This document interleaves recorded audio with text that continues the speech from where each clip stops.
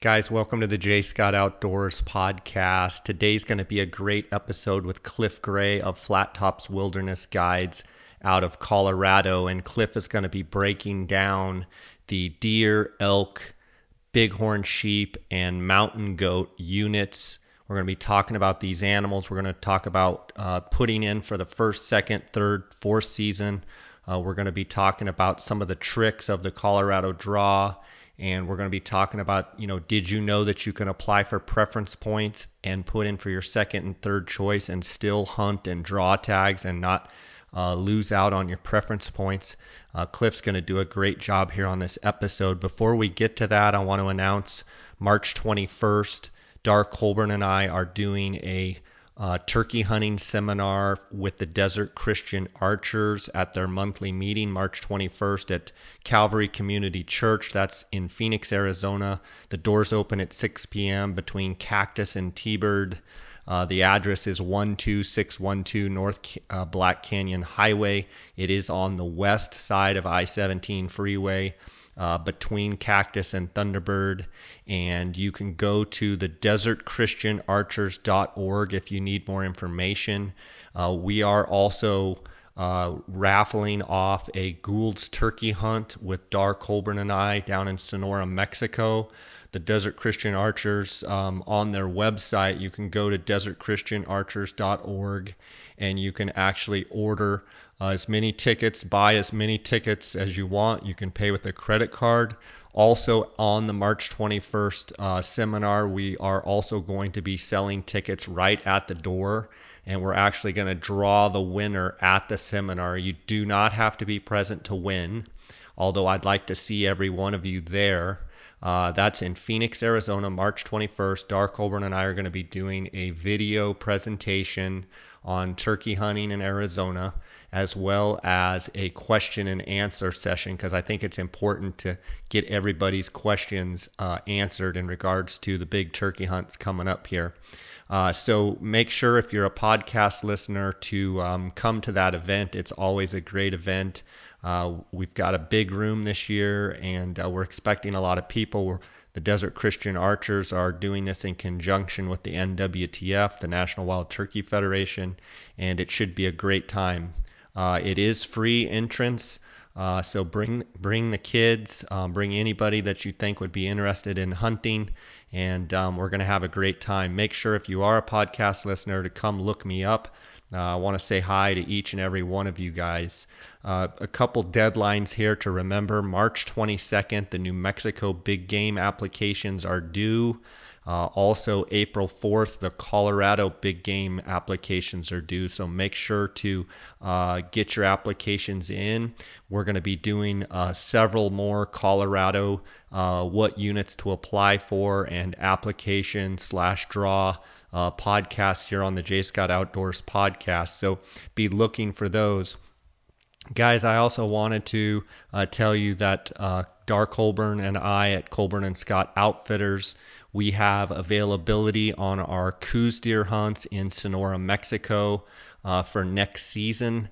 We are actually offering fully guided hunts in Sonora, Mexico, do-it-yourself hunts in Sonora, Mexico, and this year for the first time doing some archery hunts, archery-only hunts. So if you want information on that, you can reach out, send me a direct message on Instagram or a message on Facebook on my J. Scott Outdoors Facebook page, or you could always send me an email at jscottoutdoors@gmail.com. Also, my other business, gouldsturkeyhunts.com. I do have some availabilities for Gould's turkey hunts this spring 2017, so it's not too late if you want to hunt Gould's turkey with us down in Sonora, Mexico. Reach out. My website is gould's.turkeyhunt.com. That's Gould's Turkey Hunt, HUNT.com. You can also go on colburnandscottoutfitters.com website to see the information there. But if you're interested, reach out to me. You can send me a text on my cell phone, 602-803-0223. I love hearing from you guys. I want to thank you for your support of this podcast. I also want to thank my sponsors, GoHunt.com Insider. They are the title sponsor of this podcast. And if you're not already an Insider member, all you have to do is go to GoHunt.com/insider. Click the blue Join Now button. When you sign up for the Go Hunt Insider, you will get a $50 KUIU gift card when you use the J Scott promo code. And hundreds of you over the last couple months have signed up for the Go Hunt Insider. I get reports once a month, and that resource is an unbelievable resource talking about draw odds and harvest statistics, as well as they have some great strategy articles for each state. They break down a bunch of stats and they give you a bunch of information. Also, Lorenzo and his team, every month, just being a Go Hunt Insider member, they have all kinds of giveaways. They're giving away hunts, they're giving away gear, and just a great organization and an incredible resource. Anybody that hunts in the western states should be a Go Hunt Insider member. Also want to thank KUIU.com, Jason Hairston and his crew. They're in Dixon, California. I'm actually headed out to KUIU here in a few days, and I just want to thank them for their sponsorship, and we're going to be having some pretty cool announcements here soon with KUIU.com. Obviously, the best ultralight hunting gear made. Dar and I have been using it since they started the company, and that's all we wear. Great gear, great packs. Jason just does an incredible job of getting that cutting edge technology and gear to the marketplace. I want to thank phonescope.com, Cheston Davis.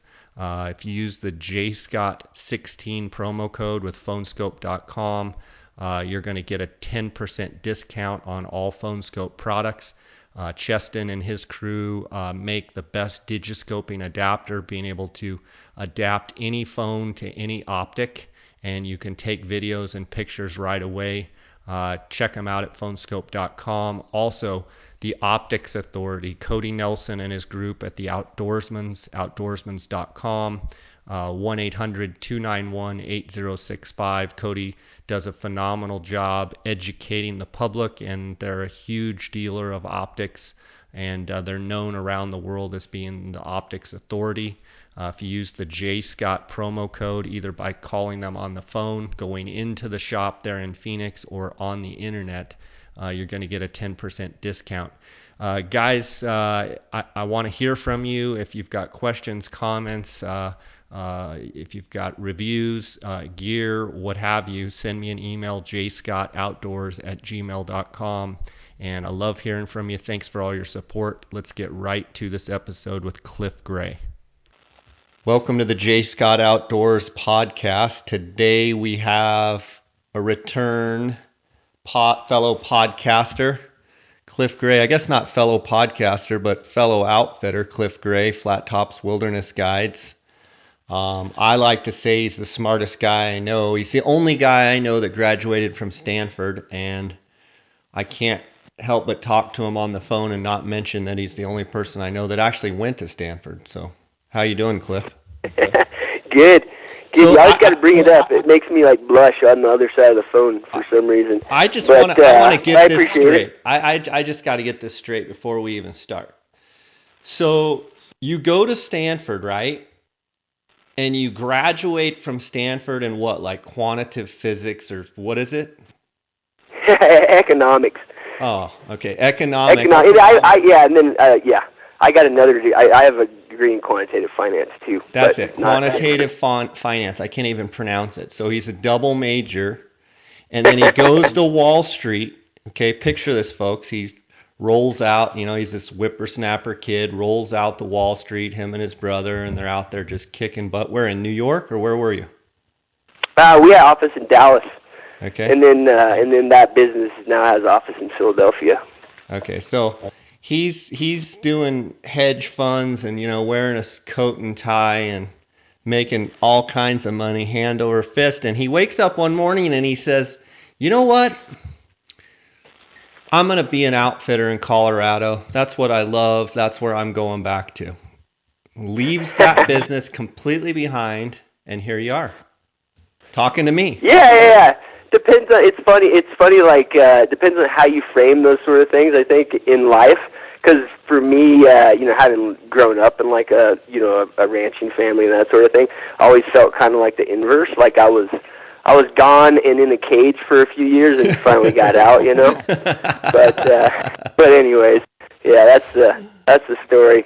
That's the story, huh? Well, you still have the title of the smartest friend that I know, so you have to live up to that. Today we're going to talk about Colorado 2017 fall applications. We've got a deadline coming up here, April 4th. The applications have to be postmarked by midnight, April 4th. And then the results are going to be posted online June 1st. And Cliff, we're going to go over a bunch of this stuff, but the archery season this year is August 26th through September 24th. The muzzleloader season is the 9th through the 17th. Second rifle is October 21st through the 29th.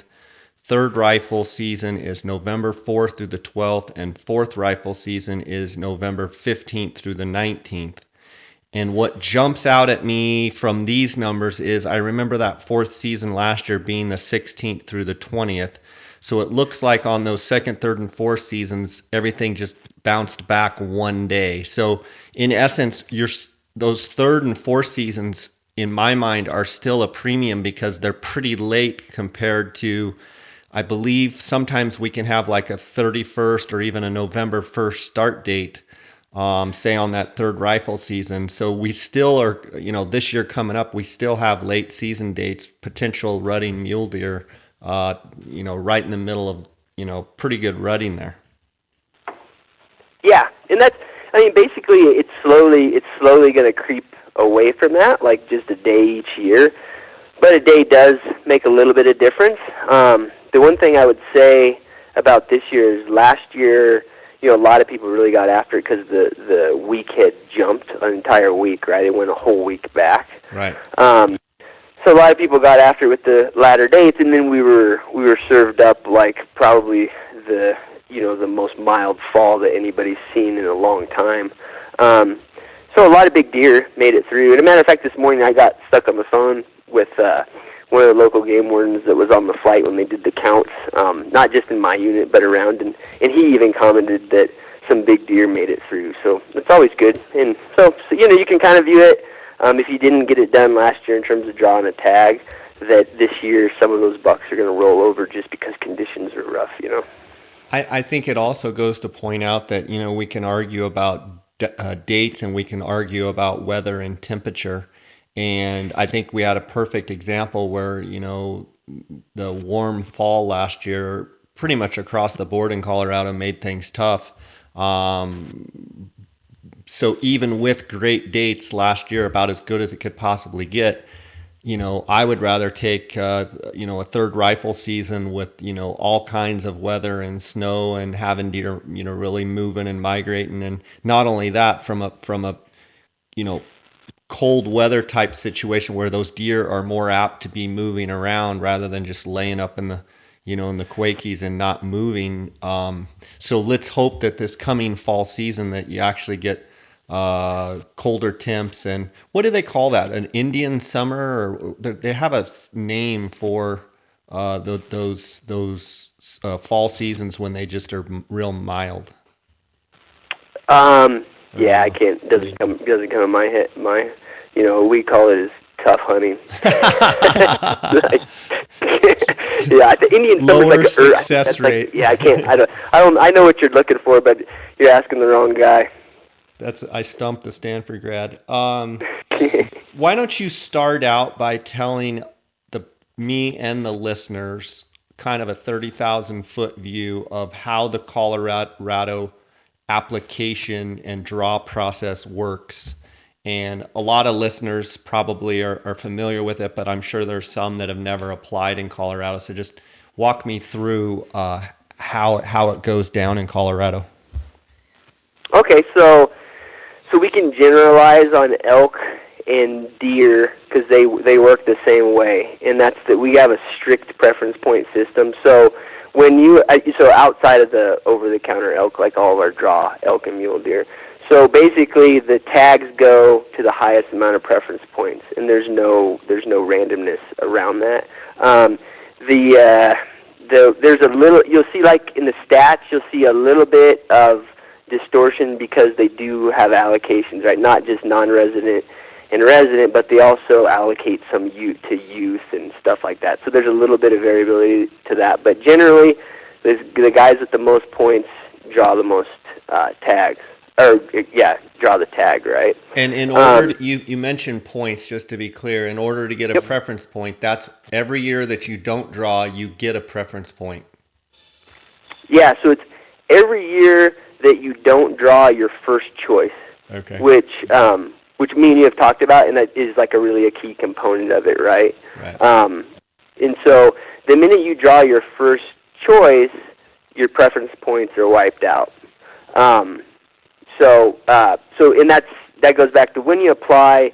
You've got, I think it's 4 choice options. You know, really in the whole scheme of things, when you're talking in Colorado, just because so many units are managed for opportunity, once you get to like your third choice, you're going to draw the tag.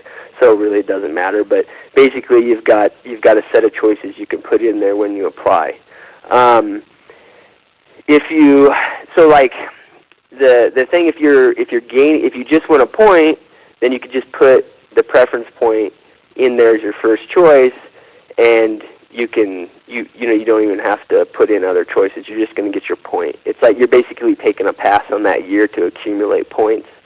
The other strategy that me and you have talked about, and I go over with hunters quite a bit, is depending on the units, you can put in a first choice as a preference point, and then you can actually put in a second choice as a hunt, and that there's a lot of tags that you can draw under that scenario, and in that scenario, when you draw, you still have your preference points.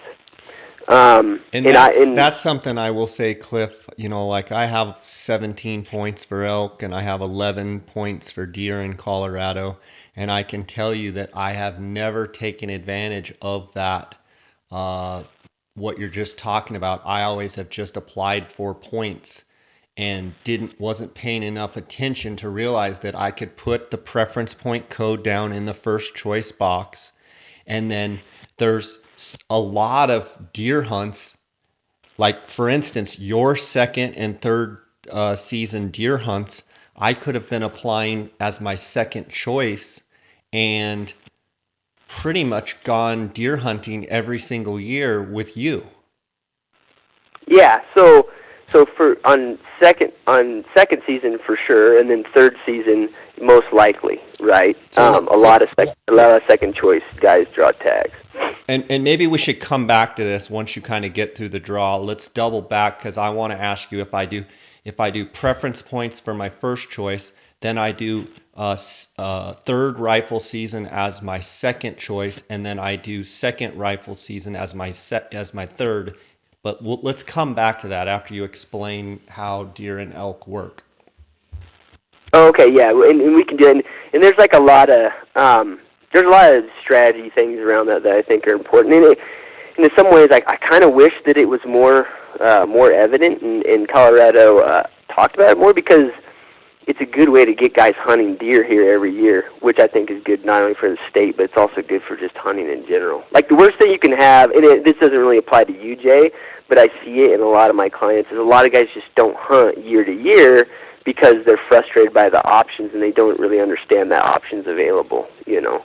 But anyways, yeah, so the rest of the draw, that's pretty much the extent of it there, right? And then what they will do when you apply, there'll be a box or a couple boxes at the bottom there, and you can say, if I don't draw one of these choices, refund me. In the case of elk, there will be an option there that just says send me an over-the-counter bull tag, and then there will be another option there that says send me the leftover list.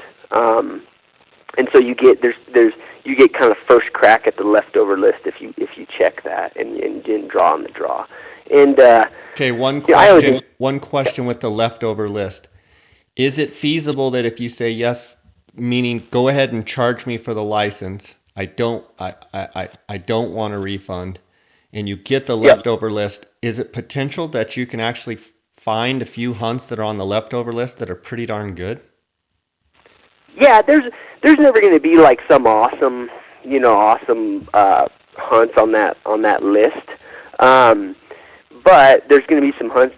I guarantee you there's going to be hunts on that list where it's feasible to kill, 170-inch deer or bigger.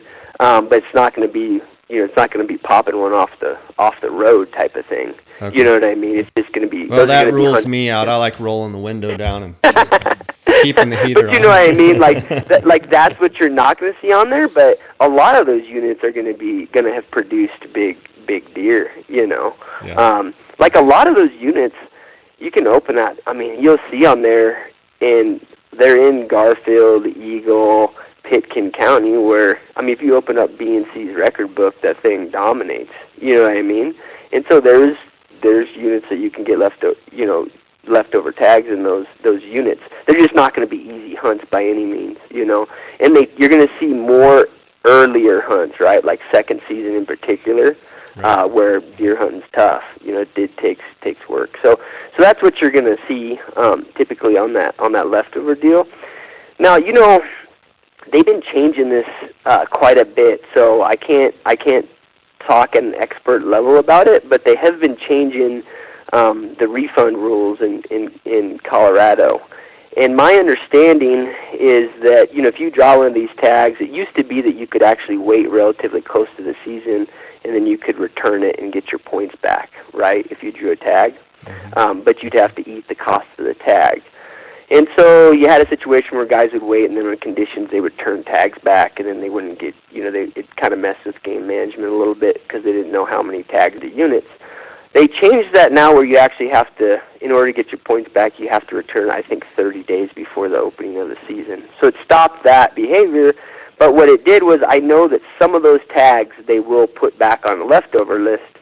So, like, not to confuse things further, but the leftover list that you get sent after the draw, it'll have a bunch of tags in there, potentially some good ones, but over time, there might be, and you can download the leftover deal on the website, tags might come back onto that list that are pretty good, just because people return them for family reasons or schedule or whatever.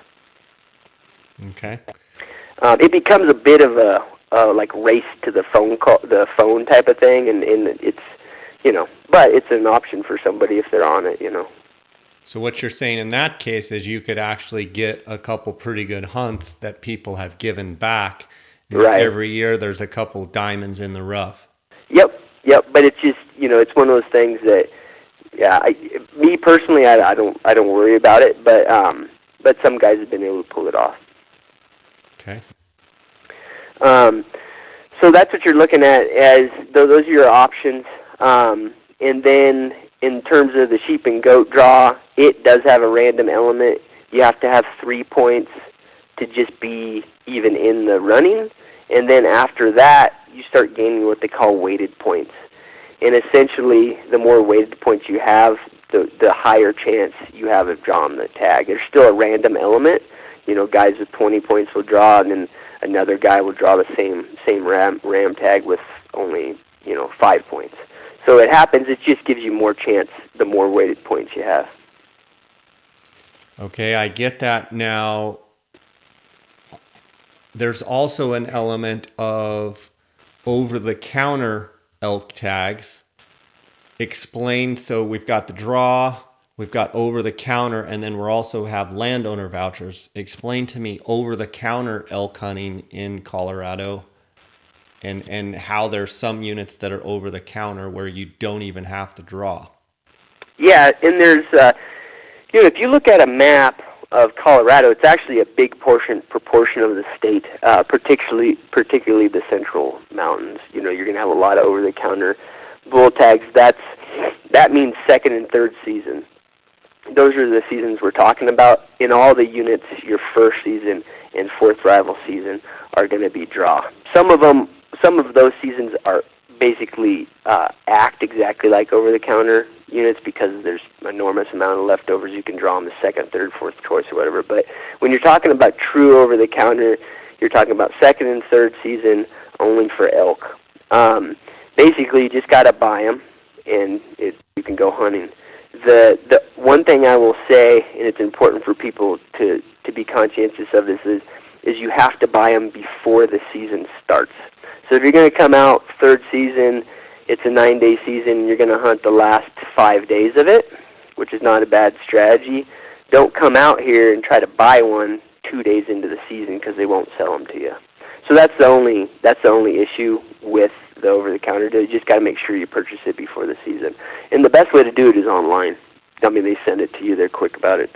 They're administratively pretty much on it. So that's the over-the-counter deal. The archery season for elk has a fair amount of there's a fair amount of over-the-counter units also. There's actually, my understanding, and it actually applies to several units that are near me, some of the units that are over-the-counter rifle are not over-the-counter archery. So you just have to be cognizant of that. The map that shows over-the-counter rifle does not necessarily correlate to the map that is over-the-counter archery. And then your archery over-the-counter is either sex for the most part. Okay. And in Colorado, you have to do paper applications. Is that correct? No, you don't. Not for sheep and goat. You do. Yeah, I believe that is the case unless it changed, and I'm embarrassed that I don't know it immediately. But elk and deer you can do because I do them for a fair amount of clients as non-residents, so I do those. The sheep, I know that moose you have to do a paper application still. Yeah, I actually just read that. Yep. Okay, I want to go back to one thing that people need to understand is that some of these deer hunts, there could be an over-the-counter elk season going on at the same time. Is that correct? So just because you see a deer hunt that you think is really good, you could also have, elk hunters everywhere. Is that the case in a lot of units, Cliff? Yeah, in Colorado, that's the case of most units. I mean, particularly in second and third season, right? Fourth season, your quotas in almost all the units are pretty slim, even for elk. The bull tags are much tighter, so you won't have as many elk hunters in there. But when you, if a guy, well, let's take 44 for instance, because that's kind of the one that's written up all the time, right? Like if you got a third season 44 buck tag, and you think you've drawn something really special, which you have on the deer front, you are going to see a ton of elk hunters. Because that area's got really good road access and it's an over-the-counter bull tag unit. So it's really relevant, right? And I kind of what you're getting at, they don't realize that because, they're blowing 20 points on a buck tag and it's like, oh, there's still a lot of people around hunting. It doesn't necessarily affect the deer hunting that much, but you're going to see a bunch of hunters. Yeah. I want to ask you, let's go back to kind of what we were talking about before, and that is for those of us that put in for first choice preference points, because I have 11 points for deer, and let's say that I wanted to continue and go for 12 points for deer and chase some of these, quote unquote best units, which is a whole nother discussion. Sure. So let's say that I do preference points on my first choice. In the case of your third season deer hunt, which would be November 4th through the 12th, I could then I'm better off to make my second choice the third season hunt, correct? And then my third choice to go with the second season hunt. You want to go with the hardest hunt first. Yeah, so it's gonna tier, right? So in that case, they're gonna go they're just gonna look at the third season buck tag that you're applying for as a second choice. They're going to make sure everybody who put it as a first choice gets the tag. Then they're going to take the remaining tags and they're going to give them to guys who put it as second choice. And then if they have leftovers after second choice, they will give them to the third choice guys. So in the case of your strategy, in this, I can only comment like historically, like a lot of this stuff is changing, and this example is one that is kind of changing a little bit year to year. But historically, that would be the perfect strategy, right? If you wanted to come hunt with me, or you wanted to hunt a unit like this, because second season has actually been putting a handful of buck tags onto the leftover list. So that means that, let's say they put into the second, they on the third season tag, they got to second choices, and then they filled them up before it hit you, right? So you're out on that one. Well, the second season tag has already given everybody first choice, everybody second choice, and then historically it's had a handful of leftovers, so it's actually given some to third choice, right? Where it's actually filled up all third choice because it's ended up on a leftover list. Now, it's volatile year to year, Jay. But if you look 20/20 hindsight to the stats, that would have been perfect, right? You would have gone deer hunting every year. Or like looking at the archery hunt, your unit is unit 25, and if I look at the archery hunt, I'm looking at these Go Hunt Insider. Last year, there were 17 people that applied for, it looks like, that applied for that archery hunt. And then I would assume if I put the archery hunt in as the second choice, what you're saying is I would probably for sure get the archery every single year. Yeah. Yep. Because there's always leftover archery tags, or yeah. I mean, you never know, right? Who knows what they do with quotas a little bit, or people's preferences change or whatever. But if you generalize it to this unit and a lot of other units that are kind of the same structure, yeah, I mean, there's a lot of places you can bow hunt and retain points.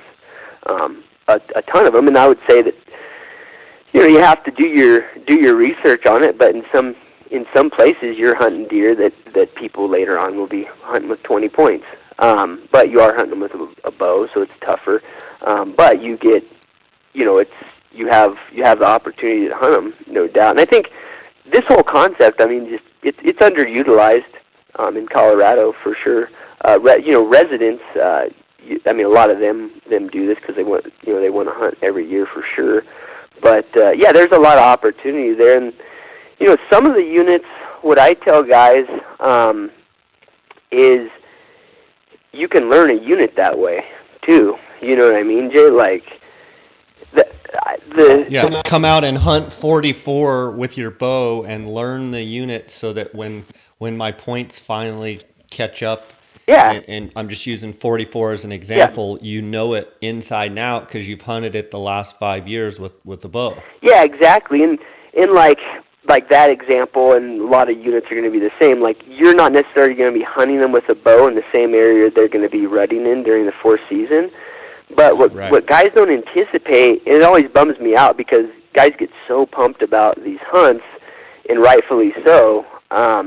But there's just things that if you've been there before, life's way easier, right? If you come for a 4-season hunt, it's 5 days. If 2 days you're just trying to figure out the good roads, the access points, all that, it cuts into you don't know the area. I mean, even simple things like you need to go to, if you need to run to town, you know exactly where to go because you went there and archery hunted that area and you know the community. Like, people don't realize that's super important, if you want to be really efficient. Yeah. So yeah. I think that's a good point. Speaking specifically about what you do, Cliff, for those people that haven't heard you on the podcast before, give me a little bit of a breakdown of where your operation is and how you operate and the hunts that you kind of have to offer. Yeah, so I live right here in the dead center of 25, and I primarily hunt Unit 25. 90+% of our hunting's in the wilderness area, so it's all horseback stuff. The majority of my business is over-the-counter elk hunting, and again, that's all done from wilderness camps. We have a pretty big packing operation, so that's the brunt of my business. And then I do a little sheep here in this unit, but then I do goat and sheep kind of across Colorado with a couple friends who are fellow outfitters. And then in terms of hunts that I have right now, I'm still looking to fill a couple deer hunts, particularly second and third season. And like we were talking about, it wraps into that. Second season, I still got, you're going to draw the tag, and in third season, we could set you up where there's a high potential that you're gonna draw it. And those hunts I actually do from the lodge here. The only thing with those is that guys got to be willing to ride every day. And it's a pretty productive hunt. Is that where riding white lightning comes in? Yeah, that's right. That's the horse that you're gonna ride, Jay. No, I'm smart enough not to name any of my horses White Lightning. If I got one named White Lightning or Widowmaker or something like that, I sell it. But I cracked up. I had made a post on Instagram about looking at buying a Polaris General, and Cliff, obviously being the witty guy that he is, comes on there and says, "Man, that's expensive. You can come up here and ride a mule named White Lightning, a gelding named something." It was hilarious. I cracked up. It was awesome. Yeah, well, the reason, it's just funny because I like my employees. I'll purchase new horses and we'll be naming them, and it's always like I'll come in there and I'll pull a saddle off the rack, and it'll have a label on it, and it'll be like Widowmaker. And I'm like, guys, you can't be calling our horses Widowmaker, and so it's just kind of a funny. I always crack up about it, But anyways, yeah, they're horseback hunts, which are a blast, but you have to be open to that, and they're relatively physical too, because when we're riding, we'll get off and climb up to glassing points and that sort of thing. Yeah. Okay, let me ask you a couple questions specific to that. So you have a couple second season and third season opportunities where guys can do exactly what I was saying, where they can not waste, quote unquote, waste their preference points and put in for the second and third choices and draw those second and third season deer tags with you. Now I want to ask you, what kind of hunt? So obviously the second season would be October 21st through the 29th. And so what kind of hunt, what kind of deer? And then the same question for the third rifle, what kind of expectations, numbers of deer. I would assume as the third season progresses, the deer are continuing to move down. Are you seeing the same amount of deer, but all of a sudden you see more deer on the third season, or can the second be just as good as the third? So bunch of questions, and just let me know if I don't hit one of them, Jay. But so second and third season, the difference between them is, I would say, the number of deer you see during third, particularly the last 4 or 5 days, which is when I schedule my guided stuff that are specifically deer hunts, you're going to see a lot more density of deer because you're going to pick up rutting behavior. There's a little bit of weather-related things. If you got kind of an anomaly during second season where you got a bunch of snow and it started pushing deer, you might get into a ton of deer also. But then the third season, you're picking up rutting activity, and your deer density is going to go up for sure. In terms of the quality, it's generally the same deer, right? So the big deer are there, but you're a lot less likely to kill them during second season. Having said that, the biggest deer that I've killed in the area, we did kill during second season, but generally your quality is going to be better during third season, just because the bigger bucks are getting just a little bit dumber, right? And they're starting to come out of the timber. So that's generally what you're looking at. If, in terms of what people want to know on quality and that sort of thing, second season, I would say, generally I like to kill deer 160 inches or bigger. So in second season, I would say, opportunities at those deer are what we're looking at, and your success rate probably on it's going to be, 70%-ish, something like that. There's going to be a fair amount of volatility year to year on that. Third season, I would probably stick around the same quality, maybe a little bit bigger, 165-inch deer is what you're focused on. and then your success rate goes probably closer up to like 90. So that's kind of what you're looking at. Now, the only caveat to those success rates is I would say that you do got to be willing to hunt horseback for 5 days straight. So that would be with those, if that makes sense. You gotta consider under that spectrum. Okay, and so speaking specifically about those hunts, you're going to be doing them out of the lodge, which is your home base there. Yep. And you're going to be riding every morning. You're going to be riding horse. You're going to be riding all day, be gone all day, and come back at night. And you're going to be doing a ton of glassing, I would assume. And I would assume that your deer hunters are there to deer hunt. Or are you also doing these particular hunts as combos, or no? Do you want these particular people to focus on just deer? So I highly encourage guys to just focus on deer for this. If a guy doesn't mind paying for the elk tag, that's fine. What I would say is particularly in the third season. Yeah, it might be great. We might be getting into elk every day. But you're talking about from here. You're talking about something that's very, very variable based on weather, right? Second season, I'd say in general, elk tag is highly volatile in terms of the areas we're hunting, right? If I haven't had snow, you probably shouldn't worry about it. Overall, though, I like people just to focus. It's hard for some guys because they've got other expenses involved coming out. But basically, what I do is I just charge guys if you want to kill an elk during the hunt, I just charge $1,000 as like an additional animal, if that makes sense. But I kind of leave it up to guys. If the tag money is not like super important to them and like not really significant, why not? Why not have the tag? Particularly third season, at some point we're probably going to run into elk. But in general, just focus. You know what I mean, Jay? Yeah. Well, yeah. I mean, it's the reason I asked the question, because I think sometimes when you have those combo tags, you can kind of get stuck in no man's land. Are you kind of in the deer country? Are you kind of in the elk country? And yes, they inhabit both. But I would assume like there's certain areas like this is better for deer, like we're going to be here, and you're like, well, I got an elk. It's like, well, yeah, I think and that's exactly. Yeah, I mean, you're simplifying what I was getting at, Jay, in a lot better sense. Like, basically, we're hunting deer country, and the elk may or may not move in there. You know what I mean? Right. And so that's the reality. And the other thing is like, if you want to hunt mule deer and focus on, like, in particular if you're quality oriented, like, there's nothing against shooting a raghorn bull elk at all.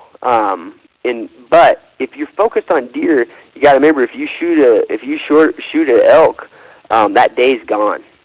You know what I mean? Like, we go up there first day, we get an elk, right? Well, you've lost 1/5 of your deer hunt, and from my standpoint, if you're oriented about quality, just focus on one thing.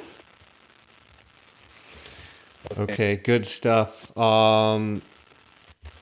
Okay, so second and third deer season, you have a couple openings, and just to be clear, these are seasons that pretty much someone could call you after listening to this podcast and book a spot and pretty much know they're going to be hunting either second season or third with you. Yeah. There in Colorado. And just to be clear too, you are located between Glenwood Springs and Eagle on the north side of the road on the west side of the Colorado River. So if anybody has driven from Glenwood Springs going towards Denver, towards Vail on I-70, you parallel the Colorado River until you get to Dotsero, and right there at Dotsero, the Colorado River actually turns and goes north and stops paralleling the freeway. And then I-70 keeps going, and it goes into Gypsum, and it goes into Eagle.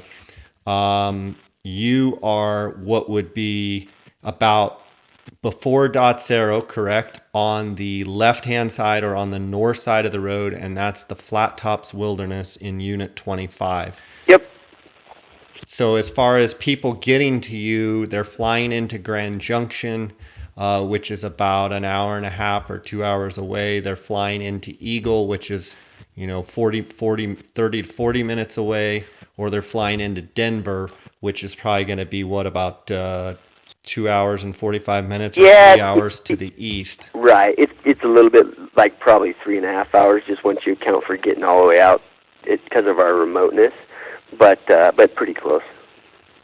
Okay, and then you also offer archery elk hunts, archery deer hunts, and your main focus is second, third, and fourth season elk hunts, correct? Yeah, that's the brunt of my business. It's hard for me to say like what the exact focus is, because a lot of that business is drop camps and that sort of thing. So we do focus on it, but a lot of this other stuff is, we work hard on it too, if that makes sense.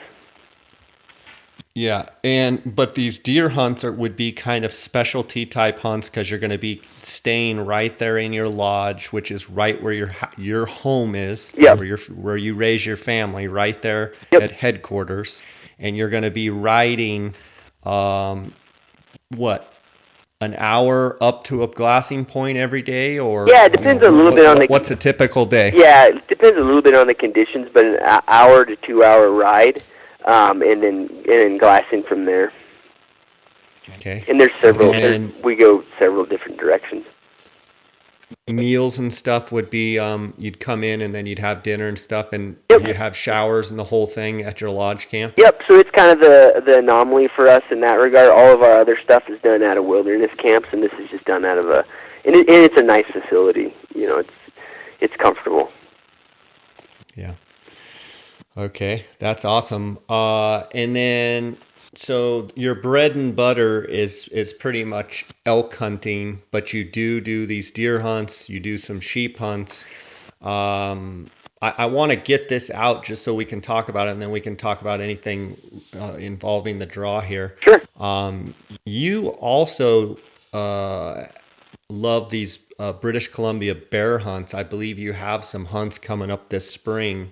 Tell me a little bit about the contacts you've made and the friendships you've made in BC and how that's led you to guiding bear hunts. Yeah, so I started going up there over the last couple of years.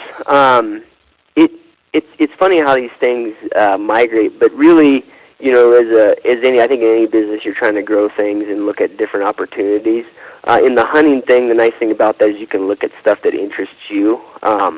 And so I got into it really within that framework, like, what would be a fun hunt in May and June, the springtime. And then I'd kill a lot of bears here in Colorado and the West, and basically up there, you start to realize that the bear thing, in terms of spring bear, it's a whole different world, Jay. I mean, the density of bears up there relative to the states that do have spring hunts, which excludes Colorado, unfortunately, Wyoming, Idaho, Montana. It's almost like a different species of bear, just because they're bigger, and then also the density's a lot higher. So I chose to kind of pursue it there from a business standpoint. And the guys I work with there, I talked to lots of different guys, and part of the choice was based on the habitat that I wanted to take guys to. The experience I wanted to take them to, and so that kind of meant the coastal regions. There's two big, probably like the primo areas in BC for spring bears are Vancouver Island, and then the coastal mountains, and then kind of the north coastal mountains. Like the north coastal mountains are going to be like where Bowen Lewis is, and there's a couple of other guys up there. The thing about those hunts up there is there's a whole lot of logistics involved. So I chose to do it in the coastal mountains, which is the mainland, the BC, not the island. The island hunts are about close to double at least, and sometimes almost triple what I could do in the coastal mountains. So, and I found a good guy to do them there with. He's actually a rabid goat hunter, and so we had that in common. And I always got along with him and trust him and all that. So that's where I chose to do it. It's a great hunt, it's easy logistics. Fly into Vancouver and you can be in camp in about 5 hours, and it's just a drive. So that's what I chose to do. I've got Unfortunately, well, I shouldn't say unfortunately because it's something I'm looking forward to. But I am having a new baby this summer, so I'm actually only going to be up there the first 9 days of May, and I do got 2 open spots during that time. So if anybody's interested, let me know because we're kind of closing up books on that. But I'd love to get 2 more guys. Okay, and is that any weapon? Is that spot and stock or yeah? So BC's all spot and stock, and most of it's it's in this is a mountain hunt, which I always like too. It's mainly hunting areas that have been logged. They were logged a couple of years ago, so you can see. You can get up somewhere and it involves a bunch of glassing. So spot and stock, we can do it with bow or rifle. It's the same tag. Is it a pretty target-rich environment? Yeah, it is. It's been, this is a knock on wood type of thing, but it's been 100% for all the history. So, in a matter of fact, if you want to kill 2, that's typically not an issue. I think it's a great hunt for archers, particularly mountain guys, because there's just not a lot of mountain hunts where you're going to have, like the way I would put it is you're going to average like a stock a day, right, with your bow. And what other mountain hunt can that be realistic, right? So right. To me, it's a fun hunt because of that. And is it lodge accommodations, or are you tent camping, or what do you do? Yeah, so it's a nice wall tent type of setup. We do have some like running water and some stuff like that are not like, it's a step above my wilderness camps here, just in terms of facilities. And when you talk about your wilderness camp, you're talking about where you're just completely out in the wilderness, where you don't have running water and such. You just have your tent, your outfitter tents, and what have you. Yeah. I mean, the wilderness stuff. It's funny, kind of actually. And this may be interesting to your listeners because I'm sure you have a bunch that consider Canadian hunts and that sort of thing. But because of our laws in the U.S. with the wilderness areas, the wilderness camps in the U.S. tend to be a little rougher, a little more rustic, just because we can't do a lot of things that you think would be typical in camps, right? We can't run a chainsaw. That's a huge one in a wilderness camp. You couldn't strap a Honda generator to the back of White. Yeah, exactly. Ride it up there. Yeah, you can't have, all those things that you think would be kind of in wilderness camps. Those don't exist. I mean, we do our best, and there's some ways that we can make them nicer, but in general, Colorado, Wyoming, Montana, deep wilderness camps are pretty, you're still roughing it. And so it's a different, it's a little bit different experience that way. Like a lot of the stuff in British Columbia, Alberta, even the Yukon, I mean, you're going into wilderness areas, but they have, I mean, the facilities are a lot, they can build cabins, they can bring in generators, that sort of thing.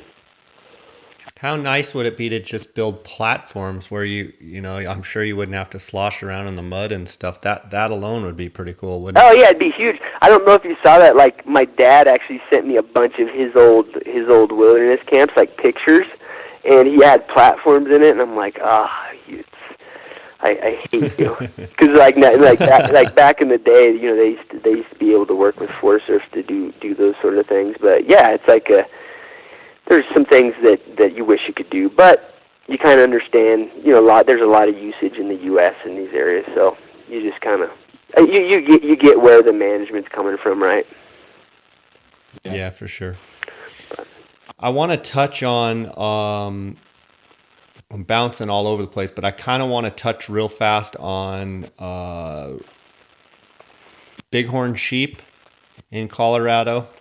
And on mountain goats. I know you're a mountain goat nut, and maybe let's start with mountain goats, and maybe give me a handful of units that you say kind of your top 5 or something units for mountain goats. Okay, yeah, I'll let me pull this up because I was looking at it today. What I would say, Jay, is I'll go over the units I know and that I've been in. I don't know that they would necessarily be like my top choices. Does that make sense? Yeah, just tell us what you know about the mountain goat units and then what you know about the sheep unit so guys can kind of use that information to make a decision. Yeah, no, that makes a lot of sense. In general, I would say goats are doing pretty good in Colorado. What you'll find in these units, and just general thoughts when you think about applying is try to get some information, particularly if it's, you've got a real legitimate chance of drawing, like you've got a lot of weighted preference points. Get some information on the accessibility and then where the actual goats are. Because what has happened is in a lot of units, the overall number of goats are doing fantastic, but the accessible area, the accessible populations have been hit really, really hard, and that's just like a management issue with goats in general. They can be really localized in family units, and then accessible populations get hit pretty hard by hunting while others aren't touched. So you gotta, I would say, like, really use that when you choose your unit. I almost think that in Colorado, the quality of goats and all of that, there's really not that much difference, particularly on quality amongst units. I'd say most of the guys that I know in the business, like, they couldn't really say, like, oh, this unit produces, mostly 9+ inch billies, and this one you're going to have a hard chance doing that. There's really not that much variation in the quality of goats. So I would say choose your unit based on, like, the terrain, the accessibility of the goats, and which one of those works for you, right? Let's see, and then typically in some of the units, the other thing I would say is they do have some nanny hunts in certain units that they're trying to control population. For goats in particular, I wouldn't really frown on those opportunities. There's some beautiful older and even non-producing nannies out there that are pretty awesome. And when you really start hunting goats, you realize that a lot of guys, it's very hard to even tell the difference between the two. So I wouldn't, if you're on the fence, don't frown on those hunts. You're still up in goat country. Let's see. I mean, most the ones that I've hunted I would say are hunted and guided in are the more, like, rugged terrain. G2 comes to mind. I don't think they have a non-resident tag this year, but G2 is over there out of Buena Vista, and I would say it fits exactly with what I was talking about. There's billies in there. If you work hard for it, you can get to them, but the better goats are going to be in the rougher parts of that unit, and that unit has got several 14ers in it. It's all super high alpine. You got to be open to the fact that you're going to be hunting, 12,000 feet and above. And in some of the areas where the little bachelor groups of billies are and stuff, they're the harder parts to get to. But it's a good unit. I guided, actually, I think there's 6 tags in there, and then me and one of my guides guided 3 of those hunts last year. And we all did. They all got a goat. It was great. But anyways, it's just a little bit rougher country and high elevation. The one that I'll tell you, one that people talk about a lot, and it's local here to me. It's closer to me over here, and that's the Maroon Bells unit, G12. It's got a ton of goats in it. I think they're given, I want to say 22 tags now or something like that. And it's a great hunt. But have you ever been in the Maroon Bells, Jay? Yeah, I spend the summers there in Carbondale, and I hike in the Maroon Bells, and I can't believe that I haven't seen the goats, but I must not be in the exact right spot. But having drawn that goat tag coming up this August in Alaska, I'm definitely going to spend some time up there in the Maroon Bells and just try and look at goats and try and be able to size them up and judge them. So I'm actually pumped after my Gould's turkey hunts to get back up there to Colorado, and one of my big focus is going to be to try and go find those goats and look at them quite a bit and kind of get a sense and a feel for them for sure. Yeah, and the unit's G12, and that's like a really good unit to go do that. The one downside I'd say about that unit is there's really a really high amount of human use overall. High traffic. Yeah. Hikers. Yeah, so it's a great area for goats. There's a lot of goats. I think they have a split season. The one caveat to that, and the one thing I would say about that deal is that the latter season, goats are going to have good hair, but if you do get like an early October snowstorm, that area is really, really rugged. So you got to be, you could be kind of rolling the dice a little bit if you wait to hunt like the last week or something. Okay. But good goats, they're accessible, all that stuff. Be really, if anybody out there draws that tag, be really careful. Get a friend to go with you or whatever at a minimum. A guy actually died in that unit, I think, I don't know, 5-6 years ago with a goat on his back. So you just want to be careful, you know what I mean, because it's really rugged. But it's a good one. Other ones, G13's good. Lots of tags. Split season. Where's that by? That's over. Oh, it's by the Collegiate Wilderness, just north of it, like kind of between Buena Vista and Leadville. Big unit, split season. Kind of decent road access, but rough terrain, right? Like you can spot them, but you're gonna have to work for it. And actually, Jimmy, one of the guys that guides for me, guided a guy in there last year, and they did well. And but it was tough, particularly they had a little snow.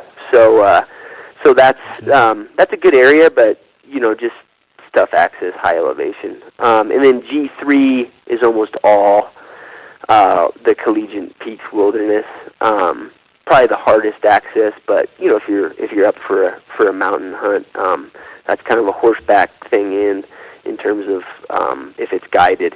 And then I know a lot of guys will do backpack hunts in there. So those would be ones that I know of. I mean, all good areas to kill goats,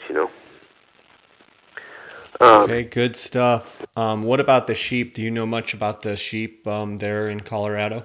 Yeah, so what I would say on sheep, the one that I'd love to book a guy for would be the archery S12 hunt. They give out like 9 ram tags, I think, including a non-resident tag this year. And the great thing about it's in August, and that's actually over close to the Buffalo Peaks Wilderness. And if anybody is gung ho to do a sheep hunt there and's got a bunch of points, or even if you don't, give me a call because I'd love to guide that hunt. Because it's a time when I can do a bunch of scouting. There's good rams in there, so that would be one that I think is a good unit. It draws. There's people have a preference for it, and it does get a lot of applications. And then the other one I'll touch on, without getting like super long-winded here, Jay, is the unit that I live in, S59. There's 2 ram tags, and then this year they made one of those tags a non-resident. So is that the first time in a long time? In terms of a non-resident? Yeah. Yeah, so the last few years it's been residents only. And it's an interesting unit. I mean, we keep tabs on the rams that are in here. From my perspective, there's pretty darn good quality sheep in here. Having not, like right now, who knows what went on in the winter, but I don't think it was that bad. But I do know what was in here after the sheep season last year. So I think pretty good quality, but it's a big area. It's actually a really big unit. If you look on the map, it's one of the biggest, and it doesn't have it's only got 2 ram tags in it. And the sheep are really spread out. There's completely separate populations in it, if that makes sense. So does that cross the Colorado River and go south, or is it from Colorado River? Tell me the boundaries of Yeah, this so it actually goes on both sides. It goes on both sides. It goes a little bit up towards Eagle through 35 a little bit. When I say 35, I mean the deer unit. So it includes the Glen Canyon. No. So yeah, the Glenwood Canyon. Yeah, so it actually butts up against the Glenwood Canyon unit, which is actually 74. And 74, those I'm sure you've seen those sheep. They're very highly visible. Yeah. There's good sheep in there. The thing about that is a lot of people put in for it because the sheep are visible. They're accessible. It's almost like the exact opposite of 59, right? Like 59, if a guy comes to me and wants to do it, and he's got any concept of wanting to shoot the biggest ram in the unit, we're going to do a wilderness hunt, and we're going to go into the wilderness on horseback. 74 is like the inverse, right? The sheep are pretty accessible. The only thing about 74 is that the people, I think get in a little trouble because they see the sheep, but they don't look up those canyons. You know what I mean, Jay? And like those canyons are rugged. Yeah. It's actually It's one thing to see them, but to get to them is what you're saying. Yeah, exactly. Because you got to remember, like you can't, you can't be shooting sheep right next to the road where you're seeing them. So you got to be hunting back up in that rugged stuff, right? And so there's still great sheep in there. I'm not like poo-pooing the unit, but just keep in mind that the sheep are accessible, but you're talking like some of the probably toughest sheep country in the state. Does that make sense? Yeah. And it's yeah, for sure. But it's a cool little herd of sheep that are in there. But that's all I got. I'd love to take somebody here in the local unit, but we'll see. It's always tough on these just because who knows on the draw. Yeah, for sure. I want to bounce back real fast to your elk hunting, and all of your elk hunting is basically over the counter. The 3rd and 4th rifle, I believe, is 100% draw, correct? Yep. Yeah, and fourth season has been like, I think it's been 100% or like 95% or something for first choice. And if you had to pick year after year, which is the most successful season over time for just killing a bull on your hunts?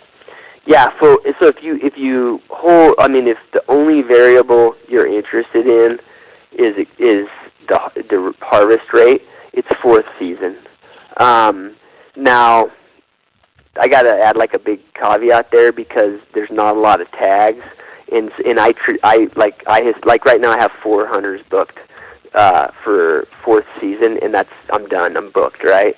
So It's a little bit of a biased stat because it's a smaller. There's not a lot of hunting activity, and it's almost like a totally different hunt.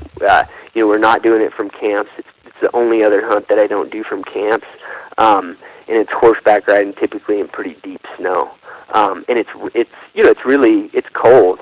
So in terms of overall, but it can be a great hunt. It's a little bit different. If you look at 1st, 2nd, and 3rd, 1st is typically the least volatile, and then 2nd and 3rd can be a lot better than 1st, but it's much more weather dependent. Okay, and then last year overall just pretty tough across Colorado with the mild fall. Do you feel like harvest was down, across the board on elk? Do you feel like having those bulls, some holdover bulls, one more year older bulls, do you think that it was enough that like this next season your over-the-counter elk hunters will actually see a little bit higher quality, or do you think that it won't make that big of a difference? Yeah, I think they will. I don't know if it's going to be like a drastic, like shocking difference, but I watch the bulls in the winter here in bachelor groups, and there's bigger elk than there typically are, for sure.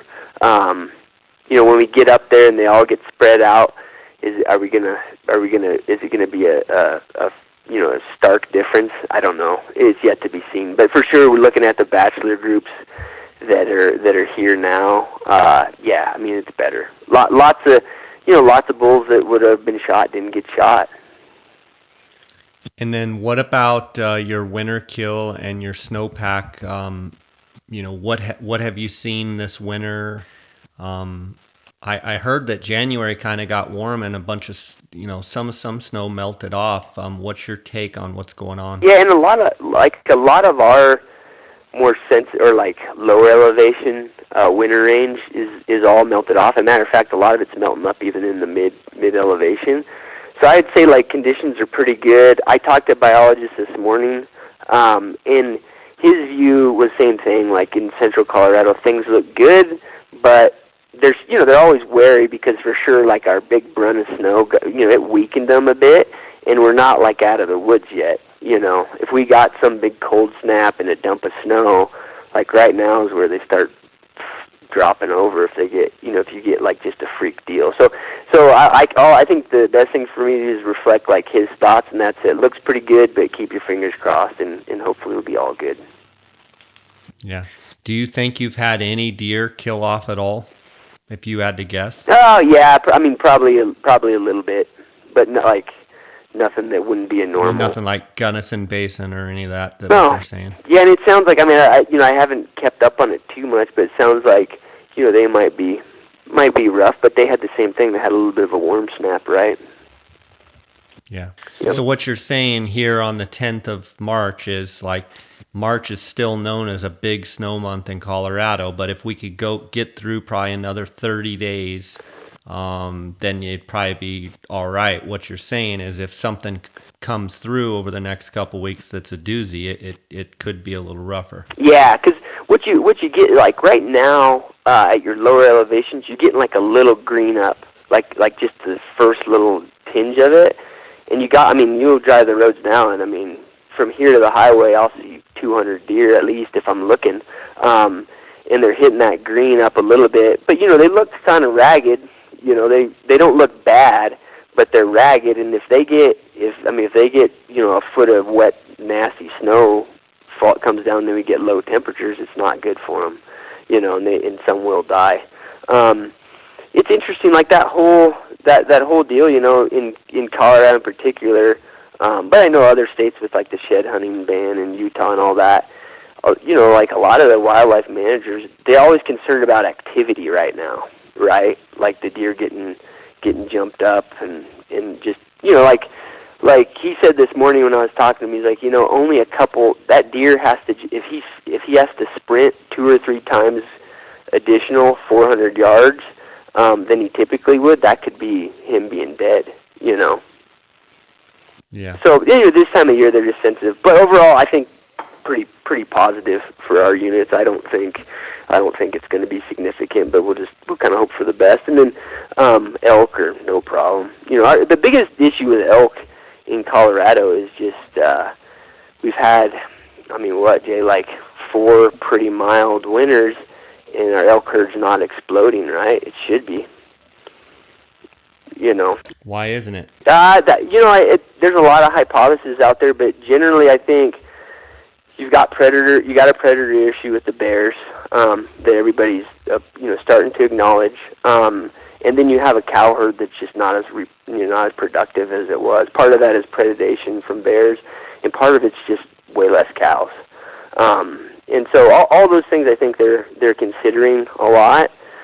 But not to get like, I don't know, Jay, it's interesting, like not to get too political on your podcast, but I wish, like, it's amazing what I've seen hunters able to do in the last like year on certain public policies and stuff. But I do think we gotta get together as hunters and make sure these game managers have the ability to manage predators. Because to me, like the public land issue and all that, very important, and it's about access. It's about hunters having access to hunting, right? Well, if there's not a lot of game on public land to hunt, it's the same problem.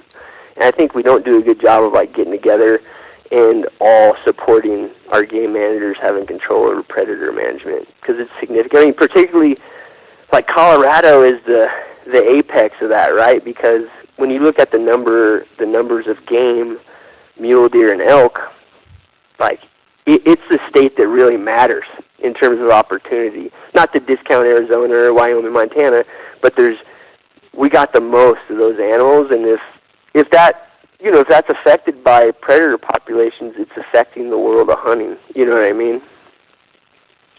Well, I mean, if you look at what Colorado does with their bear hunts, I think you mentioned earlier they don't have a fall hunt, correct? They only have a spring hunt? They only have a fall hunt, no spring hunt. Okay, they only have a fall hunt, no spring hunt, and then you have a very limited quota on, mountain lions. Right. And not only you, but other people I've talked to, they're saying the lions are literally, starting to take over. Are you seeing more and more cats? I mean, that's got to have a devastating effect on the mule deer and the elk in particular.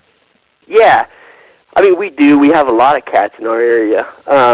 We had a pretty successful year getting after it, but in the end, it's just the quota. The quota is going to get killed, and that's it, right? There's no doubt they have an effect on deer here. The cats on the deer, and then the bears on elk calves is is ridiculous. And weren't you saying that you talked to biologists and you've seen it where they just come into a meadow and they just start killing calves, just whacking them one after another, just literally slapping them? You'll literally have the black bears that have learned the behavior from their mom. They'll be in the low country with the where the grass is green and they're eating grass. But they know when those elk are calving, and those elk will be up against that snow going up. They'll be up above the bears. The bears will go up, and for 2 weeks or that window, they will just grid calving grounds and just eat calves. And that's. I mean, I think there's lots of different variables, and I'm not like highly educated in this, so I can't like say I know everything. But I can tell you that like one of the reasons that these big elk herds only have 14, 15 calves per 100 cows is because bears. They're killing them when the calves are young. And the thing, I think it's hard for the guys to get a handle on it because the bears are in during calving season and they're gone. They go up, kill calves, and then they go do other things. And so it's hard for them to really like say like it's always bears. But if there's what else? They're opportunists, and it's kind of fun to them, and it's easy for them, so they just go do it, and then they move on to something else. Yeah, I mean, why wouldn't they? It's easy. You know what I mean? Yeah. And so it's unfortunate, right? Because like that's an opportunity. Like the spring season is an opportunity in Colorado, not only to increase recruitment of calves, but also like there's a lot of hunters that there's an opportunity to go hunting that they didn't have otherwise that time of year. But anyways, I don't mean to be like have a big long political rant about it, Jay. I just feel like I wish as hunters, particularly like, I mean, the cat thing could surely come up in Colorado in the next, who knows, any time that could become a really hot topic. And I hope, I'm timid. I don't know if I'm as confident that hunters will rally around that and have the same power they did with the public land issue. But what I'm saying is it's the same thing. You know what I mean? So in other words, what you're saying that the public lands outcry and save our public lands, and there's a big push right now for being a public land supporter. What you're saying is, guys, every bit as important as that is we need to manage our predators, because you guys are, that group that's really avid about it, and I'm not saying that group or I'm a part of that group or not a part of that group. I'm just saying in general, when I look at the group that's super advocate of public land, what you're saying is, guys, I just want you to get a fix on the fact that, yes, that's super important, but if you focus all of your attention on that and take your eye off the ball on predators, yes, you'll have public land to hunt, but those animals that you want to hunt will be greatly diminished because the predators, if given a chance, can take over. Right. Yeah, and in general, just limit opportunity. It's the exact same thing as the federal government, or a state government selling part of the land, right? All of a sudden, hunter opportunity's gone down. If the elk herd is cut in half in Colorado, it's worse than that. You know what I mean? Because that's how most Western hunters become Western big game hunters. You know what I mean, Jay? If the elk hunting stinks, or there's not as much tags, and they have to take out some of these over-the-counter units because of this or whatever, it's the same thing, man. Like, that opportunity's gone away, and I think as hunters, like, we really got, even if you're not a cat hunter, you're not a bear hunter, and even if to you, like, because within the hunting community, I know a lot of hunters, they're not really supportive of predator hunting. But you have to think about it from the perspective of you have to manage them so there's opportunity of our ungulates, to hunt our ungulates, And so, like, when people come out against lion hunting and they're going to they're going to fight it here in Colorado, it shouldn't just be the houndsmen down there, protesting. It should be every hunter. Does that make sense? I get it. Yeah, I mean, it makes total sense, and I think there needs to be an awareness, and you mentioned it on the podcast. Don't feel bad at all. That's what this is for, is to get people thinking about, yes, public land issues are huge, but there's also issues involved with managing our wildlife so that there would not be as big a public land outcry if our public land sucked. Right. And Yeah. if and the reality is, if there's not as much game to hunt on our public lands, the people are not going to be as supportive of public lands, because it's like, the hunting sucks anyway. Yeah. Like, Yeah, exactly. The reason it's caught so much momentum is because that our public lands have been good. But what you're saying is, California's already banned lion hunting with dogs. They've, I believe, banned bear hunting with dogs. They've banned lion hunting altogether in California. Right. And you look at some of the states, let's face it, Colorado has a fairly left-leaning crowd. What you're saying is, guys, I hear what you're saying, but keep your eye on the ball, because if it's like protecting a river that has great trout fishing in it, and then if the trout go away, then all the people and the money might go away too, because it's just going to be water at that point. And those dollars of people loving something, just like public land and our public lands, if the things that we love to do on those lands, which is the huge outcry of this public land support, is people that like to hunt, if those animals go away and the quality goes way, way down and the numbers of animals go way, way down, they're going to slowly fade away. Right. Yeah, exactly. I mean, I think you hit it on the nose. And I think, I guess the last thing I'll say about it is, like, seeing how much power we had in the public land issue. It's like, I know that some of these big political things that I think are on our horizon, whereas like 6 months ago I would have thought we had no chance, I think that we do have a chance. You know what I mean? Like, I do think we have a chance to combat an all-out ban on cats in Colorado, if we have that mindset. You know what I mean, Jay? Right. Yeah, no, I'm glad you brought it up. I'm glad to talk about it, and glad you brought it up, because there's always, it's a deeper issue than just public land, and I think you bring up a great point there. Right. But yeah, so I think it's just something we should think about, For sure. Well, I really appreciate you spending time with us. And do we know yet if we're having a boy or a girl? Boy. Baby boy. Yeah. Good.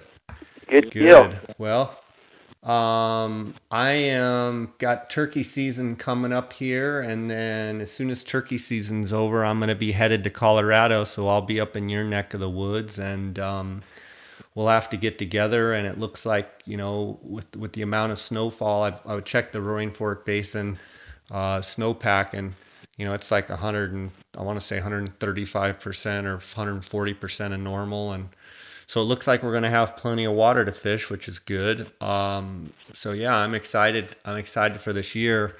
I want to give you a chance, Cliff, to tell the listeners how they can get a hold of you to talk to you about some of the hunts that you offer. And I appreciate you bringing up those BC bear hunts. I know that's something you're really passionate about. So why don't you go ahead and tell the listener how they can follow along your adventures and how they can reach you? Sure. So the best way, all my contact info is on my website, and that's ftguides.com. So F is in flat, T is in top, and then guides.com. That'll give you all that stuff and details on all the hunts. And then the other main social media avenue, and it's on the website also, but is my Instagram, and that's Cliff GRY. So those are your best bet. But yeah, anybody's welcome to give me a call.